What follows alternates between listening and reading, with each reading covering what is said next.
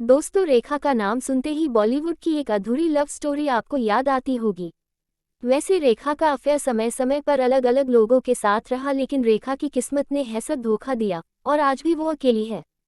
तो दोस्तों, आज आपको रेखा के उन 7 अफेयर के बारे में बताने वाली हूँ जो उनकी जिंदगी में हुई। इनमें से कुछ आपको मालूम होगी, कुछ नहीं। तो चलिए जानते हैं रेखा की लव स्टोरी किन किन के साथ हुई। जितेंद्र। बॉलीवुड में रेखा के पहले विवादित अफेयर्स में से एक उस जमाने की सुपरस्टार जितेंद्र के साथ था। रेखा और जितेंद्र ने साथ में कई फिल्में की हैं। रेखा जितेंद्र कपूर के साथ अपने रिश्ते को लेकर गंभीर थी, लेकिन वह पहले से ही शादीशुदा थे और जब उनकी डेटिंग की अफवाहें सामने आईं, तो रेखा को होमव्रेकर के रूप में वर्गीकृत किया गया। किरण कुमार। रेखा के लिए ये रिश्ता नहीं, एक छोटी सी मुलाकात थी। किरण कुमार बॉलीवुड के मशहूर खलनायक जीवन के बेटे हैं, जो उस समय बॉलीवुड इंडस्ट्री पर राज करते थे। इससे पहले कि यह शुरू हो और लंबे समय तक चले, दोनों रिश्ते शुरू होने से पहले ही छोड़ने का फैसला करते हैं। विनोद मेहरा। रेखा के चर्चित रिश्तों में से एक अभिनेता विनोद मेहरा के साथ था। दोनों ने एक छोटे से और सीक्रेट वेडिंग सेरेमनी में शादी की थी, लेकिन ये शादी ज्यादा दिन नहीं चल पाई। खबरों के अनुसार विनोद मेहरा की मां रेखा को अपने बेटे की पत्नी के रूप में कभी नहीं चाहती थी और इस तरह जब दोनों कोलकाता में उनसे मिलने गए तो उन्होंने उनका अपमान किया। विनोद चाहता था कि मामला सुलझने तक वह वहीं रहे, लेकिन 2004 में सिम्मी गरेवाल के साथ एक साक्षात्कार में उनके साथ किसी भी तरह के वैवाहिक संबंध होने से इनकार किया। अमिताभ बच्चन। रेखा और अमिताभ का लव एंगल बॉलीवुड में सबसे चर्चित रोमांटिक रिश्ता है। अभिनेत्री ने समय समय पर अप्रत्यक्ष रूप से बॉलीवुड के शहंशाह के लिए अपने प्यार को कबूल किया।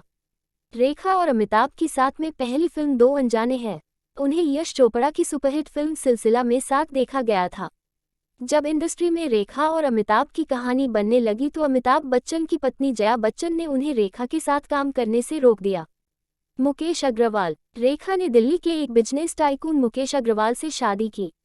जीवनी रेखा। द अनटोल्ड स्टोरी के अनुसार मुकेश पहले से ही गंभीर अवसाद से जूझ रहे थे जब उनकी शादी हुई।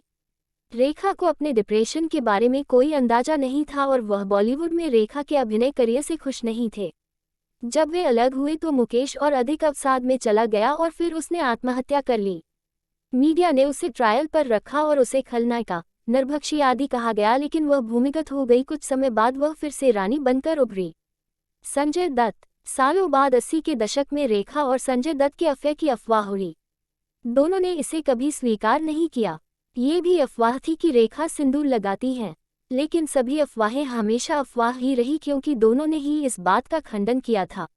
अक्षय कुमार। 1996 में अक्षय कुमार एक फिल्म कर रहे थे, खिलाड़ियों का खिलाड़ी। रेखा फिल्म में मुख्य अभिनेत्री थी। अक्षय कुमार और रेखा के एक दूसरे के करीब आने की अफवाहें फैलने लगीं। अक्षय उस समय पहले से ही एक लड़की रवीना टंडन के साथ थे और उनकी कहानी बॉलीवुड में घूम गई। उन्होंने जल्द ही चारों ओर फैल रहे सभी तथ्यों और अफवाहों का खंडन किया। रेखा सिंदूर क्यों लगाती हैं? 22 जनवरी 1980 को नीतू सिंह और ऋषि कपूर की शादी में जहां अमिताभ जया समेत बॉलीवुड इंडस्ट्री के लगभग सभी सितारे नीतू और ऋषि कपूर की खूबसूरत शादी के साक्षी बनने के लिए मौजूद थे। सफेद साड़ी में रेखा ने कार्यक्रम स्थल पर सनसनीखेज एंट्री की और सिंदूर लगाया। सभी लोग कानाफूसी करने लगे और यह खबर पूरे विवाह स्थल पर वायरल हो गई। मीडिया और सभी ने अपने कैमरे ऋषि कपूर और नीतू सिंह की जगह रेखा की तरफ घुमा दिए। एक बार मीडिया ने पूछा कि उसने सिंदूर क्यों लगाया, क्योंकि उसकी शादी नहीं हुई है। उसने जवाब दिया कि वह जहां से है, सिंदूर लगाने के लिए एक फैशन की तरह है। रिपोर्टों से ये कहा जाता है कि उसने अमिताभ बच्चन के लिए एक सिंदूर लगाया था क्योंकि वह उससे बेहद प्यार करती थी, क्योंकि वह पहले से शादीशुदा था। उन दोनों ने दुनिया के सामने अपने प्यार को कभी स्वीकार नहीं किया। तो दोस्तों, रेखा के बारे में आपको क्या लगता है? रेखा सिंदूर क्यों लगाती है? कमेंट करके बताएं। और फिल्मी हस्तियों के बारे में ऐसी जानकारी के लिए चैनल को सब्सक्राइब कीजिए। और आप भी रेखा के फैन हैं तो वीडियो को लाइक कीजिए।